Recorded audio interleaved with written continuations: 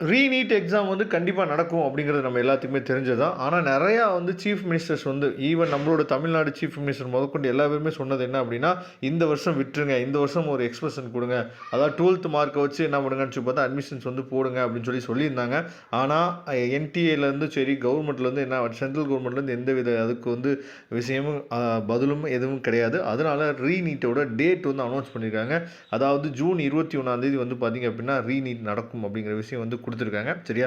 ஒண்ணுமே பிரச்சனை இல்ல. நீங்க எதுவும் அப்ளை பண்ண வேணாம். எதுவுமே நீங்க பண்ண வேணாம். என்ன பண்ணணும் அப்படின்னா, 21ஆம் தேதி வந்து நமக்கு எக்ஸாம். அதுக்கு முன்னாடி அட்மிட் கார்டு வந்து ரிலீஸ் ஆகும். அந்த அட்மிட் கார்டை நீங்க டவுன்லோட் பண்ணிட்டு, எப்பயும் போல நீங்க எக்ஸாம் எழுத போகலாம். இருந்தாலும் கஷ்டம் தான். சரியா? பரவால்ல. அதாவது எல்லா பேரும் ஒரு வழியில போகும்போது நம்ம தனியா இன்னொரு வழியில போ முடியாது. அதனால எல்லா பேரும் எழுதும்போது நம்மளும் எழுதி தான் ஆகணும். அதனால ஜூன் 21ஆம் தேதி எக்ஸாம். எல்லா பேரும் ப்ரிப்பேர் பண்ணுங்க. ரெடி ஆகுங்க. Wish you all the best. கடவுள் எப்பயுமே நம்ம கூட இருப்பாங்க. Thank you.